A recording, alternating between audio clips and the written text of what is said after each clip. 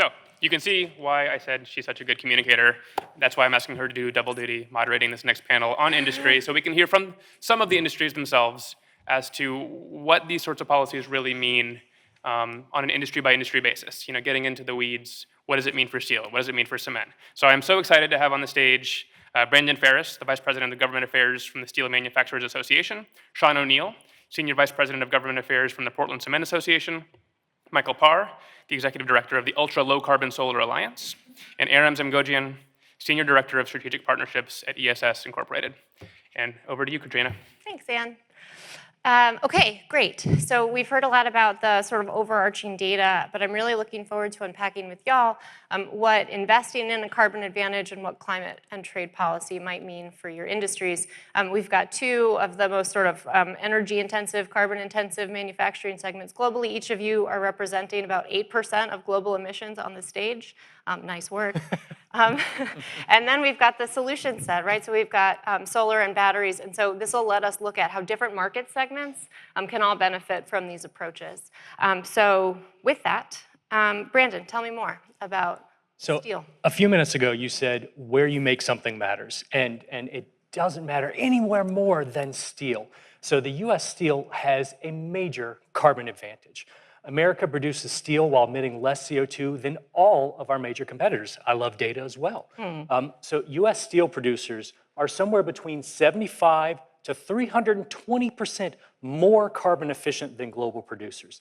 Increasingly, we see the rest of the world that's trying to copy our steel industry. You mentioned the EU, and they're very much trying to copy our steel industry. Why do we have this tremendous advantage? Over 70% of American steel is now produced in modern electric furnaces, the most efficient production process with substantially lower emissions. EAFs have an emission profile 70% lower than traditional steelmaking processes. The US also has a carbon advantage because we let market forces determine the production route. EAFs are inherently more efficient, so virtually every new mill built in the last 50 years in the US has been an electric furnace. Today, they account for all domestic production of long products and a majority of the flat products. In contrast, when you look at the rest of the world, only around 5% of steel production in China uses the most efficient process. Look at Brazil, and it's around 15%. Our members are continuing to invest in their global leading steel products. They will invest $18 billion over the next 3 years, leading the way in electrification, modernization, and decarbonization of America's steel industry.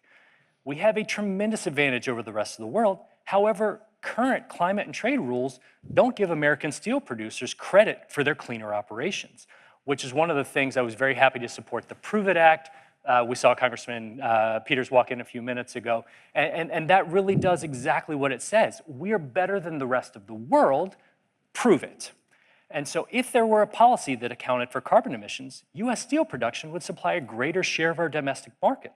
For instance, steel exporters to the US emit 50 to 100% more CO2 per ton than US producers on average. That could lead to some of the most carbon intensive markets like China and Brazil being further reduced in the US market, which could create even greater economic benefits for our domestic steel industry. We could see production increases across all major steel regions, such as the Great Lakes, the South, and the West. That would be coupled with all regions that would see additional economic growth. Steel supports all manufacturing. It supports all economic growth. So overall, the US economy is 3 times more carbon efficient than that of China, 4 times as efficient as India, and nowhere is our advantage more apparent than in our efficient, modern, domestic steel industry. Thank you. Thanks, Brandon. All right, so we use a lot of steel, but we also use a whole lot of cement globally. Tell us more, Sean, about how these dynamics are playing out in the cement industry and what climate and trade policies might mean. Great, thank you. And first of all, thanks to BPC for holding such an important and timely summit. It really is critical to have this conversation, and we at PCA are happy to be a part of it. As I do these things, often I like to ask a question is, who knows, by the show of hands, who knows the difference between cement and concrete out in the audience? All right, I can sort of see everybody. All right, so just to kind of a parochial view of things. So cement is to concrete like flour is to cake, right? So you need, in order to have concrete, which is the second most consumed material on Earth, you need cement production. And so we are critical not only to building the infrastructure that we all, I think, that's critically important to all of us, roads, bridges, but all of the buildings that we're in. So we are critical industry in the United States and throughout the world. So the demand for cement and concrete is only going to grow as populations grow. Our members recognize the important role that we play. You mentioned the emission numbers and what steel and cement play in that, and we take that very, very seriously. Our members, climate and sustainability for us is an utmost priority. Our members have been focused on it. They've been investing in technologies that lower their carbon footprint. And we've been advocating for policies that will help us in the cement industry achieve our goal, which is to be carbon neutral by 2050. So for us as an energy intensive, trade exposed industry, the intersection of climate policy and trade policy is critical for us to reach our goal of carbon neutrality by 2050. As an industry, we're focused on several things, but I want to just focus on three, and Brandon touched on some of these that we're already working on. I think first and foremost, the need for carbon reduction technology, CCUS, to invest more in that technology is critically important for our industry to lower our carbon intensity.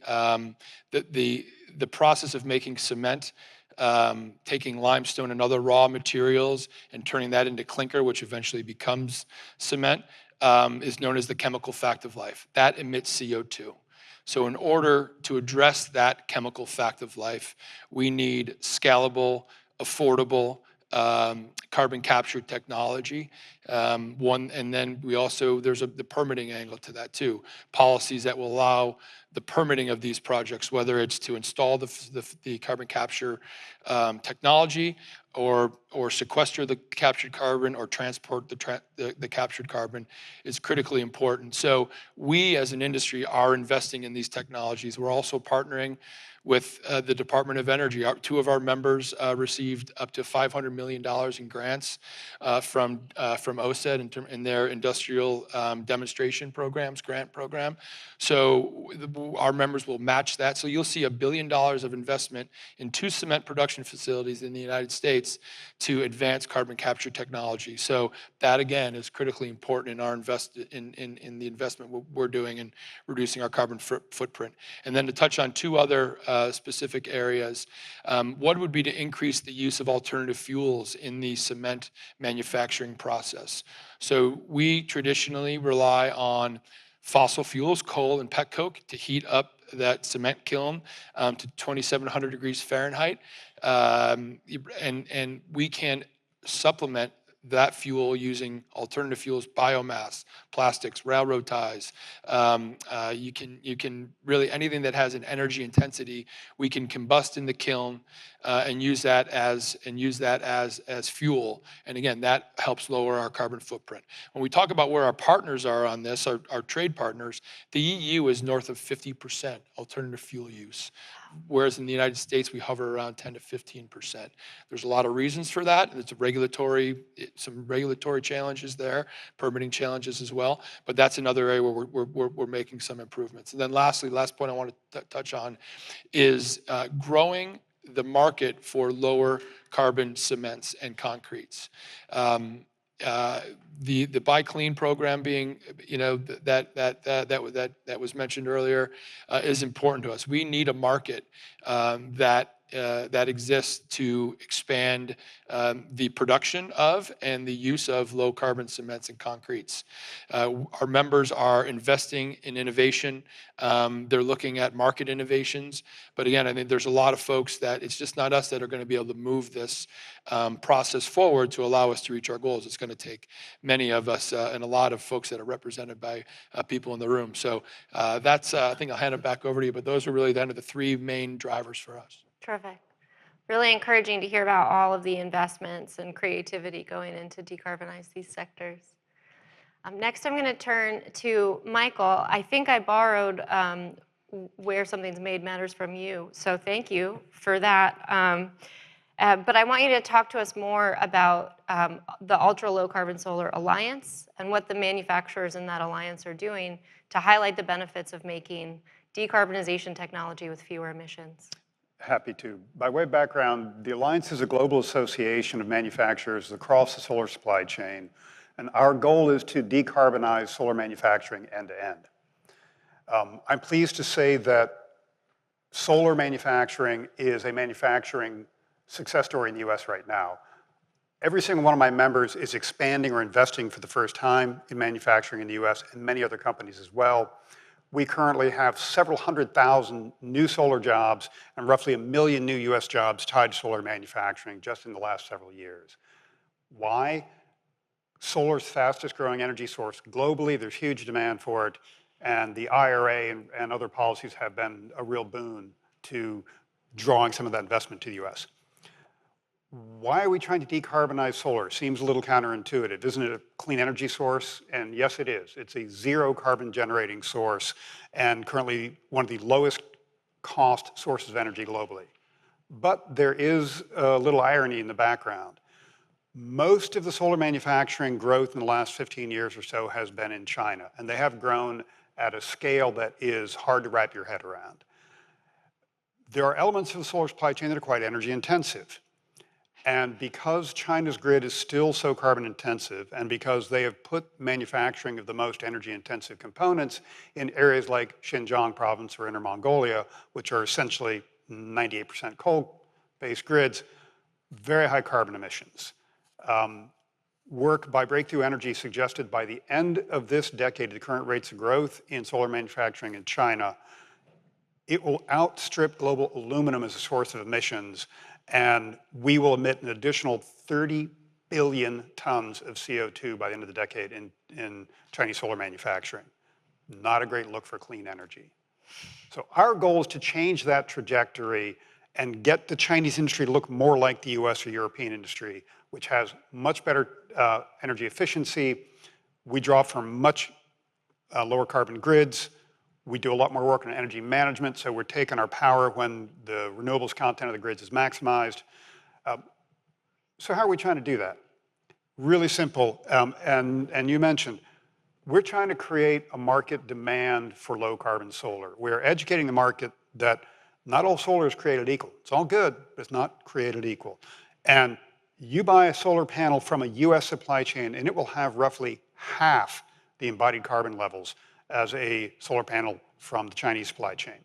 Now that Chinese supply chain solar panel was probably assembled in Southeast Asia. They are very adept at hopscotching around to find countries in which to do this final assembly that allows them to evade trade restrictions and import into the US. They're about to pick up from Vietnam, Malaysia, Thailand, Cambodia, and go to Indonesia because we're about to tariff those countries again. But it doesn't reduce the carbon footprint because they're just taking the Chinese components and moving them around where they put them together. And so we have been working really hard to educate markets about these carbon benefits, and because people deploy solar for low carbon purposes, there's a lot of uptake on this idea. We have worked with an independent third-party eco-label developer to develop a very rigorous eco-label by which people demonstrate that they're low carbon. So you can't just say, hey, I'm great, I did my own LCA with my own conditions, and look, it looks really good. There's a standardized process, third-party verified by experts. So far, only 2 companies in the world have qualified for it. Both are US manufacturers, more are in the queue. We want the Chinese to get it. We want them to decarbonize to get this eco-label, to be clear. But in the meantime, we really like the manufacturing advantage it gives us. A 2x carbon advantage And if you've been reading news lately, Google, Amazon, Microsoft, all really big carbon pledges. Microsoft, a let's go negative carbon pledge. Also, building data centers as fast as they can, and in fact, all of their emissions are going up. They do a really good job of trying to source renewable energy to drive these data centers, but if they're using ultra-low carbon solar, bang, a 50% reduction in Scope 3 emissions right there. So you can see the appeal of it. And so our goal is to use market forces to drive decarbonization. Policy helps, IRA's done a good job, and something like the Prove It Act to further demonstrate to people that these two solar panels will make the same energy, but this one used twice the amount of carbon to make as this one. Pretty easy choice, right? And in the short term, that means more solar manufacturing in low carbon economies like the US.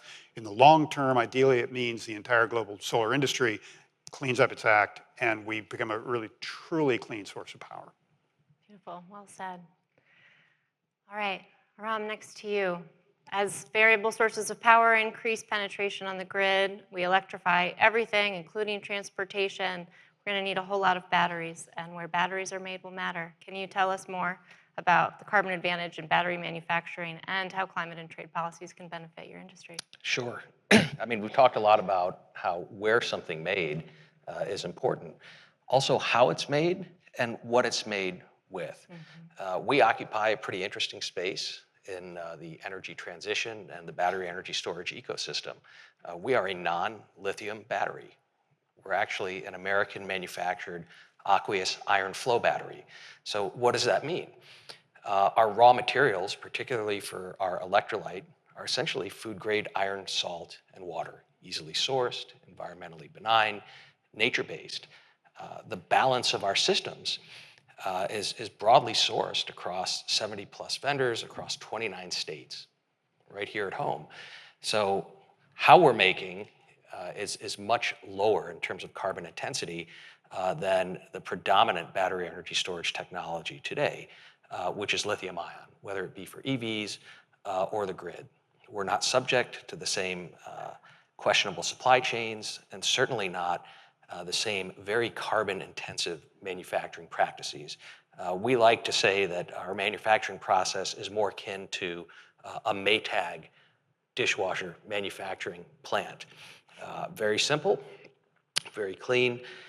In fact, UC Irvine undertook a study a couple of years back on various flow battery chemistries, vanadium, iron flow, and a couple others, and determined that in terms of impact on climate from cradle to gate and GHG impacts in particular, ESS ranked the highest in terms of its iron flow battery and was the most recyclable stationary storage battery in that category as well. So we too welcome progress on the Prove It Act, and we would certainly welcome the side-by-side comparison of our technology compared to more carbon-intensive manufactured batteries, particularly in China.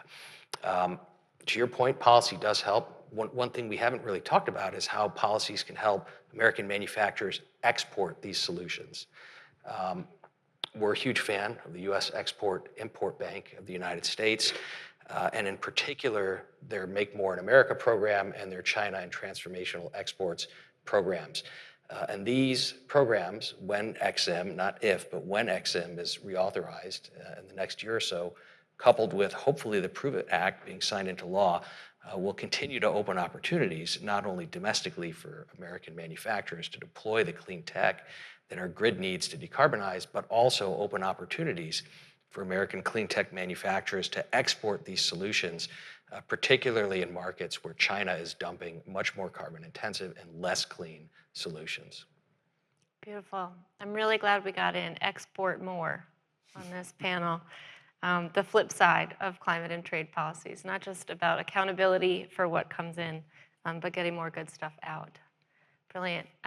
Thank you for sharing your perspectives from industry, helping us cover the map here. And thank you for tuning in and participating in this conversation.